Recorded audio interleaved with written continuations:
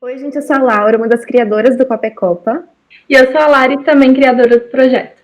Hoje a gente está aqui para falar de uma pauta muito importante com uma convidada muito especial. O tema do nosso papo de hoje é sobre o decreto que proibiu e impediu mulheres de jogarem durante 40 anos. Mesmo com a proibição, muitas mulheres continuaram jogando clandestinamente.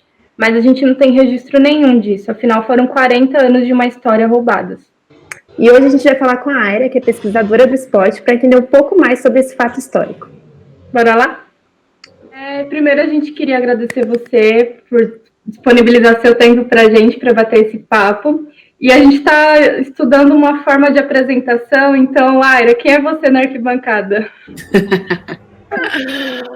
Ai, arquibancada, que saudades de você, né? Mas eu nunca fui uma mulher de arquibancada, por incrível que pareça. Eu adoro arquibancada. Qualquer convite para qualquer arquibancada que não seja exclusivamente do Corinthians, que é o meu time, eu sempre recebi. Mas ao longo dos últimos anos eu me tornei uma pessoa um pouco afastada das arquibancadas, porque era caro, porque é difícil, é burocrático entrar num jogo de futebol. E não à toa eu comecei a gostar de outros futebols, né? Então, na várzea, você entra onde você quiser, como você quiser. Além da arquibancada, tem umas cervejas, tem um churrasquinho. Mas aí, para a gente, né, sair dessa brincadeira, é no meio desses campos que eu me reconheci e me fiz uma pesquisadora do esporte. Né, minha formação inicial é em artes, fiz artes visuais, trabalhei com educação muito tempo, trabalhei nos bastidores de algumas exposições e museus há algum tempo, e nesses caminhos eu fui parar no Museu do Futebol em 2011, não mais como educadora, e sim trabalhando dentro dos bastidores, né, de pensar como se produz uma exposição, como se faz uma manutenção de um centro de pesquisa, que era exatamente a minha função lá dentro, né, ser uma pesquisadora técnica de um centro de referência do futebol brasileiro. Então, o museu estava implantando esse centro, a gente não sabia exatamente o que a gente vai ser, é uma biblioteca, a gente atende o público, quem que a gente atende, o que a gente vai fazer. E aí, ao longo desses anos todos, numa equipe muito legal, super diferente, assim, tinham pessoas de áreas diferentes, a gente então foi entendendo de fato que tipo de futebol que a gente estava procurando, né, que era principalmente futebol que não estava presente na exposição permanente do Museu do Futebol, que fica aqui no estádio do Pacaembu, em São Paulo, para quem, né, não conhece. Então, eu passei 7 anos trabalhando como pesquisadora lá, fiz de tudo um pouco que você imagina, então aprendi muito sobre a experiência museológica, aprendi muito sobre etnografia, uma vez que a gente ia visitar muitas experiências de futebol em tudo quanto é lugar. Aprendi um pouco, né, já dessa experiência de o que é ser uma historiadora, né, e essas diferenças de fazer pesquisa nessas áreas. Produzi muito evento, passei muita dor de cabeça, fui muito feliz, fiz de tudo um pouco, carreguei móvel, né, resolvi problemas de legenda na última hora, fiz muitos amigos, eu tenho hoje uma lista de WhatsApp de pessoas que estão dentro de torcida organizada, time de várzea, mulherada de bancada, tudo quanto é gente, de tudo quanto é time. E mais recentemente, então, eu saí do museu para fazer uma trajetória mais autônoma, então hoje eu trabalho para mim mesma. Nesse meio tempo eu defendi uma dissertação de mestrado, onde de fato eu queria produzir uma pesquisa minha, né, e ela de fato se aproxima então da história do futebol de mulheres, né, o futebol feminino, mas eu pesquiso muitas coisas graças a essa experiência de ter passado pelo Museu do Futebol. Então, vários temas me são caros, assim, não só o tema das mulheres, né, eu desejo sempre a gente pensar o futebol de forma mais plural, inclusiva, então esses temas sempre, né, permearam aí os meus textos, as minhas produções, né, eu acho que os projetos onde eu pus o dedinho, e recentemente eu andei mexendo também com a história do boxe e do circo, né, então são ambientes da diversão e não só esportivos que estão passando aí na minha vida. Vamos ver onde eu vou parar daqui 50 anos, né? Me conta o que foi que despertou assim a sua vontade de ser pesquisadora, de falar, não, eu quero estudar mais sobre isso, né, em específico sobre futebol. Tipo, como que foi o estalo que teve? Bom, pesquisadora no Museu do Futebol era pagar as contas no final do mês, literalmente, né? Eu estava muito infeliz no trabalho que eu estava. Eu sempre gostei de ser professora de artes, trabalhava nas periferias de São Paulo, mas eu estava muito insatisfeita com as condições de trabalho desse projeto onde eu trabalhava. Então, surge, de repente, uma vaga de pesquisador do esporte, né, de pesquisador do Museu do Futebol. Eu não fazia a menor ideia do que seria isso. Nesse momento, né, eu já achei, olha só, né, que eu não seria escolhida em detrimento de tantos outros meninos, outros homens que estavam competindo nessa seleção. Eram 3 pesquisadores que seriam escolhidos. Eu me senti bem na seleção, mas ainda assim eu já tinha ali um preconceito de gênero comigo própria, né? Eu falei, eles não vão escolher uma mulher ou só mulheres, né? Óbvio que eles vão querer um menino. E, para minha surpresa, né, o Museu do Futebol, que tem ali uma composição técnica de muitas mulheres trabalhadoras ali dentro, me selecionaram, obviamente, não porque eu era uma mulher, mas porque eu tinha me saído muito bem, assim, né?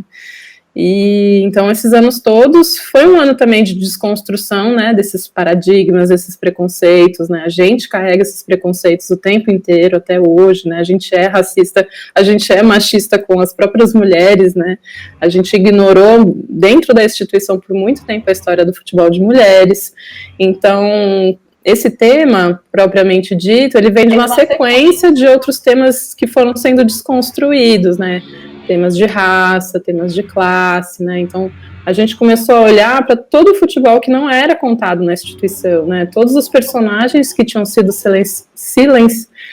silenciados, né, ao longo desses anos todos, né, o futebol tem mais de 100 anos, e pensando que, assim, tem personagens que são tão intensos no futebol como personagens reconhecidos como Pelé, né, tem personagens que nunca ganharam R$1 com futebol, só gastaram e não tem nem aos pés, né, do patrimônio que o Neymar tem. Então a gente começou a fazer um grande exercício coletivo e também institucional, pensando que o museu é um equipamento cultural público, de olhar para essas diferenças, né, para essas histórias, esses sujeitos históricos que não eram representados, contados, né.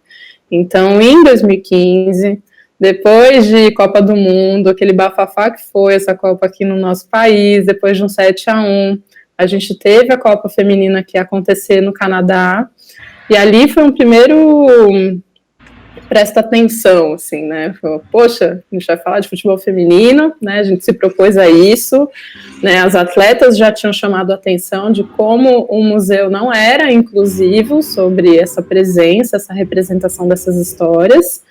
As acadêmicas também, muitos pesquisadores já tinham chamado a atenção do museu, e é nesse momento que a gente começa a olhar para isso, né, e literalmente falar, nossa, o que é isso que é o futebol feminino? Onde eles vivem, como eles sobrevivem, como eles fazem, né, e ali era surpresa, porque a gente tinha uma grande biblioteca pública, né, a maior de todas, temática de futebol, e naquela época, 2015, aproximadamente 8, 9 livros publicados. Tínhamos já algumas pesquisas no Brasil e fora do Brasil, mas de temas muito dispersos, assim, então, para uma exposição é muito importante você ter algum tipo de narrativa, né, você parte de algum ponto, todo mundo quer saber quem foi a primeira, onde começou, as pioneiras, imagens, vídeos, tudo que a gente costuma aplicar para uma exposição de qualquer outro tema, e ali a nossa surpresa, que a gente não sabia nem por onde começar a contar essa história, né, a gente não conseguia nem trazer registros básicos, pensando, sei lá, fotos da seleção brasileira feminina posadas, nada disso.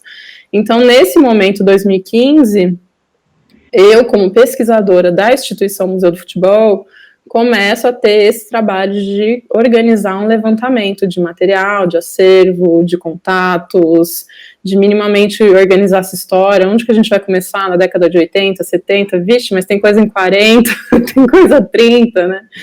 E, enfim, ali é um primeiro momento da gente, então, dividir esse problema com o público e não resolvê-lo, o projeto chamava Visibilidade para o Futebol Feminino, né? E na sequência desse projeto, eu me vejo ali com uma sequência de fontes e mais fontes históricas de jornais e revistas do início do século que estavam todos desorganizados, né? E aí, como boa virginiana, pensei, eu vou organizar esse trem todo, né? Eu vou tentar ter um rigor técnico, né? Um rigor acadêmico, né? Então, eu escolhi o caminho da história e falei, vou tentar constituir uma história social das mulheres que praticaram esse esporte, que experimentaram futebol, não necessariamente uma modalidade, porque a gente nem sabe se isso é de fato uma modalidade nessa época, e aí dediquei anos e anos de energia dessa vida para fazer essa pesquisa, né? Então ela foi defendida no ano passado, praticamente um ano atrás,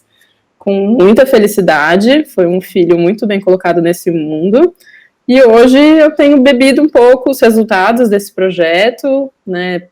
O Museu do Futebol voltou a fazer uma exposição dedicada ao tema das mulheres, que foi a exposição Contra-Ataque, as mulheres do futebol, e aí de novo a gente volta, então cheio de novidades, né? Depois de 4 anos a gente já tinha, assim, de fato, organizado a história das mulheres, e, enfim, trazendo as novas particularidades do que a Copa estava trazendo para a gente, que a cena internacional estava trazendo, mais uma onda feminista que ajuda a, de alguma forma, promover esse futebol de mulheres. Então, é desse jeito que surge a pesquisa para mim, né? Eu já pesquisava antes de olhar para o tema esportivo, eu pesquisava nessa área de educação, não tinha desejo algum de constituir um mestrado ou fazer uma carreira acadêmica, mas uma vez me falaram, né, nossa, para você fazer um mestrado você tem que ter uma pergunta muito honesta, porque você vai gastar anos e energia e dinheiro olhando para essa pergunta, né?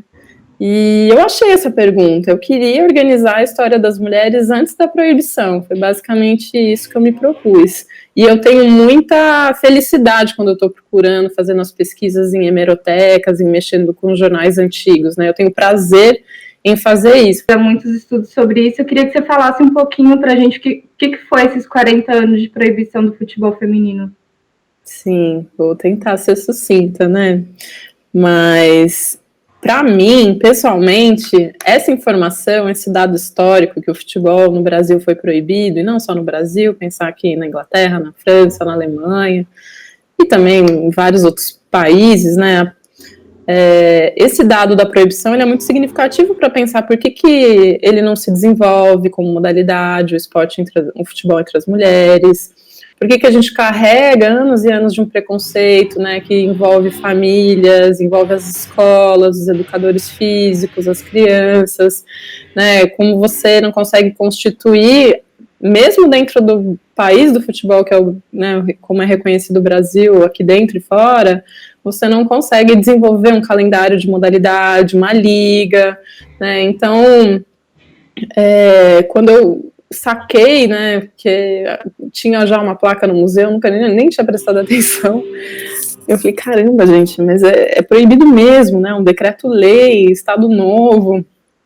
Então você percebe que, na verdade, primeiro, você até hoje ainda está tentando desfazer tudo o que acontece nesses quase 40 anos de proibição, ou seja, né, o futebol, de fato, né, ele, na cultura das pessoas, ele é algo que não combina com as mulheres, que não é próprio para elas, né, e então isso vai sendo naturalizado, que é o processo cultural que se dá nesse ambiente da proibição, e ao mesmo tempo você também, que foi um pouco do meu foco, do projeto de pesquisa, que ninguém cria uma proibição de um dia para o outro, do nada. Tipo, hoje eu vou proibir todas vocês de usarem óculos.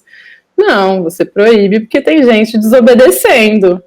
Então, o fato de em 1941 você ter, de fato, uma regulamentação muito assertiva, né, que por mais que ela não expresse a palavra futebol no decreto, quando você estuda os jornais da época, ela é muito clara que é em função do futebol e das lutas. mulher fazendo essas coisas não dá, não pode, não combina. E aí uma série de justificativas biológicas, médicas, religiosas, machistas, etc, etc. Então tinha muita mulher jogando bola na década de 40, na década de 30. Né? Esse é o fato. E aí, para nossa surpresa, a gente não sabia contar essas histórias. Ou, de alguma forma, os historiadores, né, as pessoas que olharam para as fontes que contam a história do futebol dos homens, também ignorou isso. Né? Então, não considerou relevante você passar jornais e jornais onde você tinha ali sinalizado que mulher estava jogando, fazendo festival, que tinha foto delas, que tinha entrevista, que tinha uma série de coisas.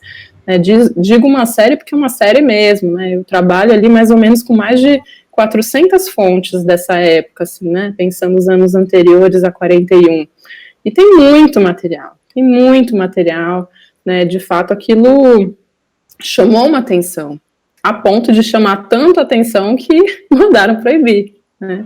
Então, a proibição é tão curiosa nesse ponto de vista, né, dela ter, de fato, ocupado setores sociais onde as mulheres estavam presentes e experimentando o jogo nos seus próprios corpos, porque, querendo ou não, se você diz que as mulheres não estão jogando, você está também naturalizando que ela estava suficientemente feliz nas arquibancadas apenas.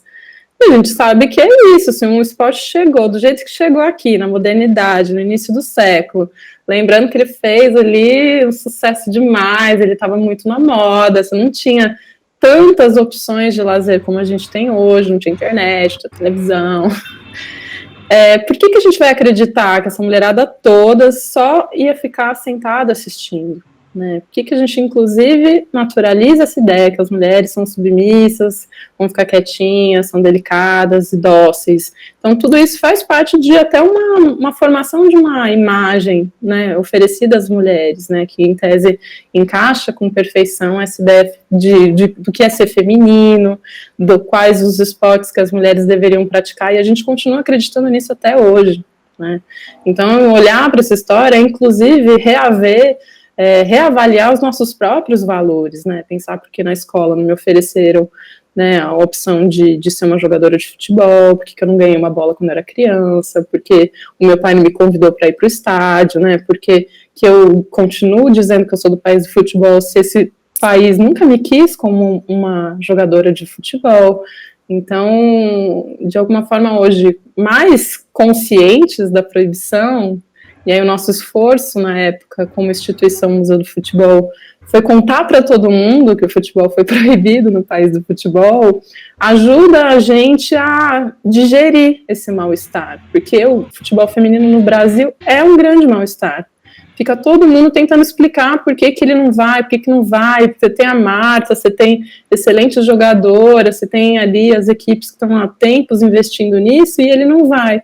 E hoje a gente consegue pensar, né, pô, se teve alguém que foi prejudicado pelo futebol, né, e de alguma forma hoje até as próprias jogadoras, né, conseguem entender que tá tudo bem, né, elas já sabem o caminho dessa luta, né, entender que tem um momento de reparação histórica, quando você tem, por exemplo, essa legislação da Conmebol, que obriga os times a terem representações femininas, e que tá tudo bem, que não precisa ser para sempre, mas se deixar só na mão dos homens, eles não vão fazer nada, que ninguém é bonzinho, e que tem muita luta, que é uma experiência de resistência, que é uma experiência de você debater normatividades, que não existe um único jeito de ser mulher no mundo, as mulheres não são exatamente femininas, as mulheres também são masculinas, assim como os homens são femininos, né, que mulher não é dócil, que mulher gosta de esporte coletivo, de impacto, de violência. Então, assim, ele ajuda a gente a aprender muito sobre a gente mesma, né? Então eu fico muito feliz de fazer uma pesquisa que possa contribuir com a história das mulheres, com a minha própria história, com a história do esporte, né? E do futebol, que é a história do futebol, não é do futebol feminino, é a história do futebol. Ele interrompe vários estratos sociais de alguma forma se apropriarem dessa experiência. A mulher é só mais um deles. os negros também não puderam jogar, mestiços não jogaram, pessoas de baixo poder aquisitivo, trabalhadores braçais. Tem uma série de grupos que tiveram interrupções de acesso, né, de legitimidade dentro desses espaços, e a mulher é mais um deles, e em 2020 a gente ainda está debatendo se pessoas trans podem ou não podem ocupar esses espaços. Então, assim, é uma história de 100 anos, mas ela é super atual, infelizmente. Eu estava até comentando recentemente com as meninas que quando alguém posta o fato de que a Marta hoje ela é artilheira da história das Copas, é quase um insulto para o torcedor brasileiro atual, porque muitos não sabem que teve esses 40 anos de proibição que mudaram a cultura hoje, então para eles é um insulto uma mulher estar conquistando espaço, mas tipo, elas sempre estiveram ali, só que como foi apagado um pouco dessa história, para eles é algo novo, então não pode acontecer rápido assim, entendeu? Na cabeça das pessoas. Acho que é realmente necessário começar a falar mais sobre essas questões. Sim. Você acha que, né, assim, antes da proibição, então já tinha um preconceito, mas você acha que com a proibição, né, se intensificou muito, principalmente, né, na sociedade e principalmente pelos homens? Quanto você acha que isso se intensificou após a proibição, né? Eu acho que você tem, na verdade, algumas caixinhas, né, de ideias do que você entende do que é apropriado para homens e para mulheres, até nos dias de hoje, né, essas caixas vão se remodelando, a gente às vezes quer implodi-las, né, tem até as teorias queers que vêm até para a gente tirar essas letras todas, pensar que somos seres vivos, humanos, e de alguma forma, essa experiência de você anular grupos sociais, você literalmente está dizendo que ele não é humano suficiente para estar naquela posição. Ou seja, estar ali como jogador, estar ali como associado de um time, de um clube, estar ali como técnico. Então, por exemplo, se eu sugiro hoje que a Pia, técnica da seleção brasileira feminina, seja, por competência, a técnica da seleção masculina, gente, as pessoas vão jogar pedra na minha cabeça e na minha cara. E exatamente, justamente e unicamente pelo fato dela ser uma mulher. Não independe, e ninguém está, né, colocando a competência dela em xeque. E o que eu estou falando em outras palavras sobre esse mesmo episódio, de fato, ela não é humana o suficiente para ocupar esse lugar, né, de estrelato, de ser uma técnica de um time masculino nacional. Então, essas categorias vão estar sempre em disputa, principalmente para as pessoas que estão sendo subalternizadas dentro dessas estruturas, né? Então, esse esporte, ele chega com homens, né, com homens ricos, brancos, né, de uma elite aristocrática que está viajando para a Europa, está aprendendo esse jogo nos seus intercâmbios, né, ele tenta ter uma popularização, entre muitas aspas, seleta, quando volta e chega no Brasil, mas não dá. Futebol é muito fácil de aprender, de jogar, né? Você tem um país enorme aqui, sedento, né, para viver essas experiências. E assim como os pobres e os pretos aprendem a jogar bola, não tem como não conceber que as mulheres aprenderiam também.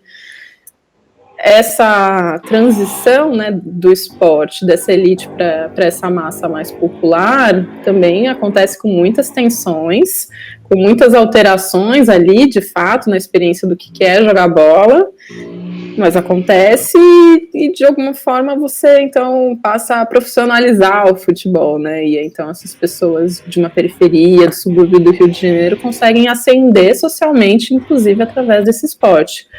Não sem treta, não sem preconceito, sem racismo, sem um monte de outras coisas.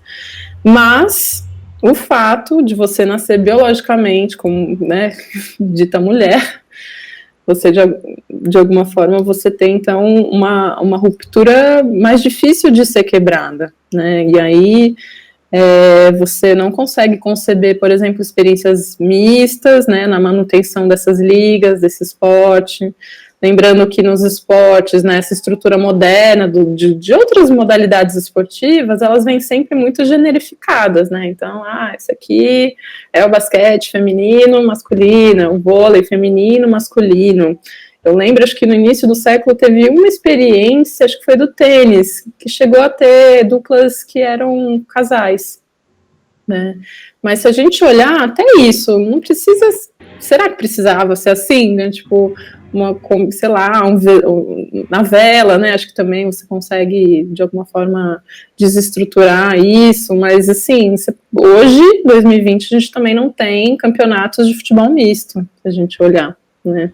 Então, nesse momento, você já tem muito preconceito, mas em atitudes femininas, né, no geral, pensando que essas mulheres estão ocupando cada vez mais o espaço público, os ambientes de trabalho. Então, essa mulher, ela é esquisita não só no futebol, mas ela é esquisita quando ela está no escritório, né, quando ela está de calça comprida, quando ela está frequentando um lugar, quando ela está bebendo, quando ela está fumando, né. Então, todas essas mulheres de 39, 40, elas inclusive são desqualificadas publicamente pela imprensa com esses outros atributos, né? Nossa, elas estão sozinhas numa sede feminina, eles vão chamar essa sede feminina de antro de perdição, porque elas usam calças, porque elas fumam, porque elas falam alto. Então, são detalhes, assim, quando a gente vê, você vê, nossa, né, ainda bem que a gente progrediu. Em relação ao esporte, ao futebol feminino como uma modalidade, então ele vai ter muita dificuldade de se organizar, de se promover, de se constituir publicamente, né, ao longo dos anos após 41. E, de alguma forma, ele vai ser sempre associado a algo que masculiniza as mulheres, né, já que nunca ninguém viu o futebol feminino acontecendo. Então, anos e anos ele vai acontecer esporadicamente, num jogo beneficente, ou vedetes, que são atrizes, né, como eram chamadas as atrizes da década de 50, 60, elas não tinham muito a perder e se expunham mesmo, né, com as coxas de fora, jogando bola, e jogaram no Maracanã, no Pacaembu, né, as atrizes de circo, isso na década de 30 também apareceram jogando bola. Então são mulheres, tanto as mulheres pobres do subúrbio, que é esse grupo que vai bombar o futebol na década de 30, como as atrizes. Se a gente pensar a relação da sociedade com essas mulheres, com os corpos dessas mulheres, a gente entende que é muito diferente dos corpos dessa elite feminina que estava sempre sendo protegida, né, onde você está ali viabilizando bons casamentos, né, um sobrenome, cuidados.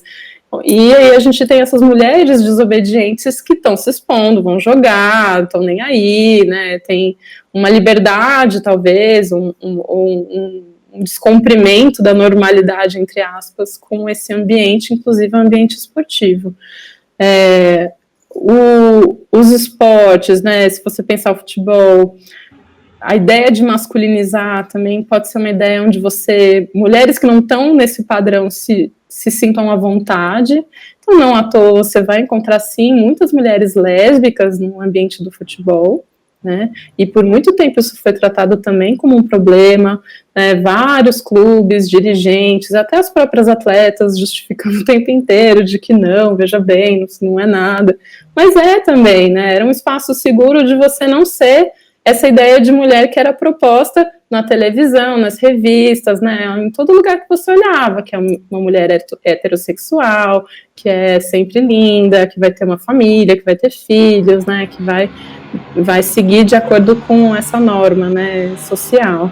Então, tudo isso ao mesmo tempo acontece e geram preconceitos, né? Gera um preconceito, na época, o corpo ficar um pouco mais musculoso, onde já se viu, gera preconceito uma mulher jogar melhor do que um homem, onde já se viu, né? Ela tem uma superioridade técnica dentro de campo, né? Delas ganharem dinheiro, mais dinheiro do que os homens, e isso inclusive aconteceu em 40, né? Elas começaram a ganhar, eles chamavam bicho.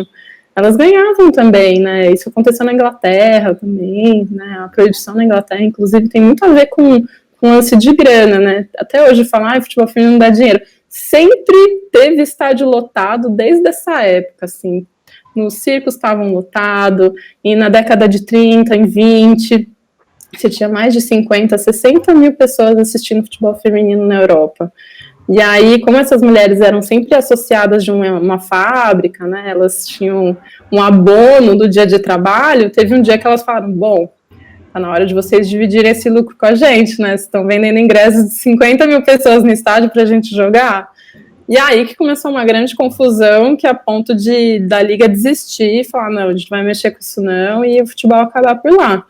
Então, até isso, assim, são pequenos detalhes da gente entender, né, como esses protagonismos, como essas presenças, essa ocupação de novos espaços de mulheres, isso incomoda. E isso incomoda até hoje, né? Se a gente olhar os ambientes de trabalho, a própria CBF, né, o COI, hoje existem alguns esforços, né, de reparação também na exigência de que mulheres estejam ocupando, né, esses cargos de comando nessas instituições, mas são muito orientações que estão vindo muito mais de fora do que nascendo aqui de dentro do nosso país por livre e espontânea bondade desses verdadeiros coronéis que ocupam as federações, né? E é isso, assim, a gente não conhece essas histórias, a gente faz esse esforço, e aí lembrando que também o fato da gente não conhecer as histórias de mulheres ajuda a gente a naturalizar essa ideia de que mulher não é líder, mulher não é competente para ocupar esses espaços. Se a gente pega o nosso livro de história da escola, tem pouquíssimas, se tiver alguma mulher, né, sendo representantes de decisões importantes. Então, as mulheres, ao mesmo tempo, são as grandes administradoras de lares, por vezes sozinhas, né, sem a presença dessa figura masculina, mas na condução dessas narrativas históricas, elas não são consideradas sujeitos. Então, isso também é uma chamada de atenção para a gente olhar para a gente mesma. Poxa, será que eu também não naturalizo essa ideia de que não tem nenhuma mulher competente? Ou quando eu tenho uma chefe, né, uma coordenadora, eu fico assim, achando meio esquisito, que ela não vai ser tão boa quanto um homem, né? Ou nas histórias, né? Então, o meu exercício pessoal foi voltar para a história do futebol. E, gente, é muito esquisito um esporte com mais de 100 anos você não ter protagonismo feminino. E aí não é só jogando, não. Pode ser apitando, dirigente, torcedoras. Mas hoje a gente tem condições de contar as histórias com mais veracidade, né? Tem muita mulher fazendo trabalhos competentes hoje, não tem por que acreditar que não fizeram no passado. Outras ações você acha que são necessárias para a gente tentar, não digo recuperar a história, mas trazer mais visibilidade para esse futebol que ficou tanto tempo apagado? São muitas ações. Essas ações têm várias frentes de atuação, né? Hoje eu fico muito feliz por exemplo, ter a Federação Paulista e ter a presença da Aline Pellegrino, né, na direção da organização, e olhar ali como o trabalho tem sido sensivelmente bem feito, né? Primeiro, de novo, né, poxa, uma mulher liderando o projeto, uma mulher que foi capitã, que pertenceu ao ambiente do futebol, que jogou, que não parou de estudar para, inclusive, estar ocupando esse cargo diretivo que ela ocupa hoje, e, de alguma forma, experimentando novas propostas, perspectivas para, de fato, aplicar numa modalidade que não é um espelho do masculino. O futebol feminino é uma outra coisa, né? O futebol feminino, ele precisa entender qual é esse nicho, acho que é isso que está acontecendo agora. Ele não está disputando o público masculino, ele está criando o seu novo público, está criando suas novas redes de interação na internet, né? Então, pensar nesses últimos anos a quantidade, né, de veículos de informação, de imprensa alternativa que surgiram para, de fato, colocar informações sobre esse futebol de forma mais acessível. Então, a internet foi extremamente importante para isso, né? Inclusive, né, pensar que vocês hoje já são sujeitos, né, e responsáveis, principalmente, pela produção de conteúdo sobre esse esporte de mulheres. Pensar que isso ajuda, então, as pessoas terem cada vez mais familiaridades. Então, iniciativas como a do Museu do Futebol, pensar que, né, foram pelo menos 2 exposições nesses últimos 5 anos, o SESC também tem promovido. Então, as pessoas precisam se encontrar com essa história, se encontrar com esses personagens, tanto os mais antigos, tanto os mais recentes e os do futuro, né? Então, onde que tem uma escolinha, onde que tem uma oportunidade para uma criança aprender a jogar futebol, né? Aonde eu vejo equipes, clubes, selecionados brasileiros jogando. Então, como foi importante ter uma Copa do Mundo sendo transmitida num canal como a Globo, né, que foi o que aconteceu na última Copa do Mundo de 2019. Então, são muitas ações articuladas, e além de tudo isso, todas essas frentes que vão melhorar, de fato, essa promoção esportiva e atlética, e aí a gente não precisa falar só de futebol, é pensar que as mulheres, de alguma forma, naturalizam e tem na sua cultura um afastamento da experiência do esporte, depois que menstrua, depois que sai da escola, a gente não se sente seguro para atravessar a rua e de repente ir numa quadra, num campinho, né? Você às vezes não tem a mesma oferta de um clube de bairro, né, como os times masculinos de várzea têm. Então, de alguma forma, tudo isso faz muito mal, tanto para a história, para a sociedade, para a saúde das mulheres, né, para os relacionamentos, para a sociabilidade, né, fazer esporte é muito bom, né, a gente investe em esporte, a gente economiza em saúde. Então, essas frentes todas, né, estão sendo debatidas tanto na esfera pública, particular, né, no mercado, né, existe um capital interessado em promover esse futebol. Hoje é um pouco cada vez mais claro, né, que todos os países estão investindo, né, nesse alto rendimento, né, na representação de clubes, de ter um campeonato muito bom de ser assistido, e esse movimento de mulheres, né, de mulheres feministas que desejam carregar outras mulheres, as histórias de mulheres, tem apoiado, inclusive, o futebol feminino no nosso país, né? Mas aí você vai falar que todas as jogadoras são feministas? Não estou falando isso. Estou falando que as mulheres querem, de fato, né, reconhecer outras mulheres e apoiar com que exista mais legitimidade nessa profissão, que essas jogadoras, de fato, né, ganhem com dignidade, que uma criança possa ganhar uma bola quando ela é criança, ou se ela quiser experimentar jogar futebol, ela possa, sem, né, sofrer ali preconceito, ser xingado, ou ser tratada como aconteceu não tanto tempo assim. Então, existe um esforço, assim, dessas ondas feministas de trazer luz para essas histórias, né? Então, 2015 isso veio com muita força, 2019 veio como uma onda gigantesca, e eu acho que isso não volta para trás, né? Acho que a gente está sempre mais atenta, né? Acho que a gente tomou um lugar que a gente já não consegue voltar para trás.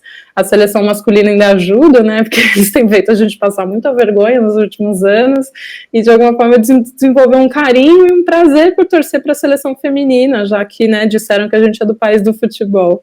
Então, eu vejo essas frentes, né, são muitas frentes, assim como essas frentes estão distribuídas em outras áreas da sociedade, dos trabalhos, dos cargos de chefia, de representatividade de televisão, não só no recorte de gênero, mas no de classe, né, de minorias. Então, tudo isso está em movimentação e tudo isso é muito poderoso e político. Para você, como que você enxerga, então, qual que é a sua perspectiva para o futebol daqui, não sei, quanto tempo, uns 10, 20 anos, vai? Nossa senhora, não sei qual é a perspectiva da minha vida amanhã. É brincadeira, mas eu desejo muito que a gente tenha cada vez mais clareza de que esporte a gente deseja para esse futuro, né? E honestamente, assim, pessoalmente falando, eu não desejo que a gente tenha uma reprodução do que aconteceu com o futebol masculino, tanto no Brasil como fora daqui, para as mulheres. Mas elas não merecem ganhar milhões de reais. Gente, todo mundo merece ganhar milhões de reais, mas se todo mundo ganhar milhões de reais, não existe mundo, para começar. Eu desejo que elas ganhem muito bem, sabe? Que elas, de fato, representem uma ideia de ser alguém profissional do esporte, levando em consideração que no esporte a gente aposenta muito cedo, que a gente tem um desgaste corporal do alto rendimento como em nenhuma outra profissão, talvez, que você está representando, né, uma ideia nacional, de clube, que isso é importante. Então, que você tenha dignidade enquanto você estiver fazendo esse trabalho, que você ganhe muito bem para isso, e ganhar muito bem para isso ainda já tá muito distante do que, por exemplo, os jogadores homens têm ganho hoje, né? E talvez, então, a minha atenção seja quem está fora da curva dessa estrutura mercadológica que se tornaram as modalidades de esporte, é o futebol masculino, e não o inverso, não são as outras modalidades que têm que se nivelar a esse futebol, né? Então, eu entendo que melhorar o futebol feminino nos próximos anos é você ter uma modalidade cada vez mais transparente, né, onde ela seja sustentável, que a gente entenda, né, onde estão esses fluxos de participação de dinheiro, né, de participação do ambiente público com o privado, que a gente possa ver um desenvolvimento de bases, até a legitimação de jogadoras que foram pioneiras, né, representadas aí, que tenham suas histórias valorizadas, que inclusive aconteceu muito nessa pandemia, né, a gente teve muitas lives de jogadoras das primeiras gerações, né, da formalização desse futebol, da década de 80, 90, então pensar nesse fluxo completo, né, esportivo, a gente pensar como estruturar esses campeonatos, onde a gente possa usar modelos, pilotos e aplicar eles em outras federações, que as federações tenham também esse braço do futebol feminino igual acontece em São Paulo, e não ficar na boa vontade. A gente não quer boa vontade, a gente não quer o resto, né? A gente quer projetos sérios, né? Que de alguma forma deem respaldo, e um projeto sério não é com tanto dinheiro igual do masculino para ele acontecer, ele acontece com muito menos, né? Hoje você tem algumas marcas que têm vontade de se associar a essa ideia, né, do que é ser o feminino, do que é ser uma mulher livre, competitiva, esportista em 2020, né? Não à toa a Guaraná está voltando aí para patrocinar o Brasileiro, né, que vai acontecer.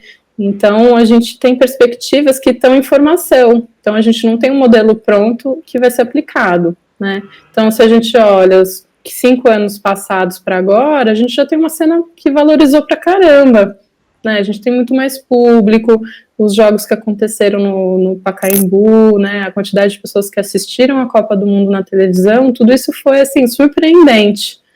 Não surpreendente no sentido, nossa, né? Não imaginava que isso fosse acontecer, mas porque é um número crescente, é um número que não vai voltar para trás. Quem gostou, gostou e quer continuar consumindo isso, né? É uma experiência de liberdade, você considerar que meninas também possam jogar um jogo, que no final das contas é disso que a gente está falando, é uma brincadeira, é um jogo, é uma experiência de corpo, né? E é só disso. A gente não quer que todo mundo seja jogador, a gente não quer converter ninguém, mas que a gente possa ter o direito, né, dessa experiência de lazer, dessa experiência de crescimento numa modalidade, inclusive podendo até se profissionalizar.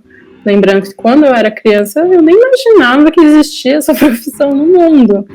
E, querendo ou não, ela foi anulada dentro das opções do que eu poderia ter me tornado quando mais recentemente a gente acompanha esse processo, né, do capital, das experiências capitalistas estarem se aproximando de experiências de lutas, inclusive lutas feministas.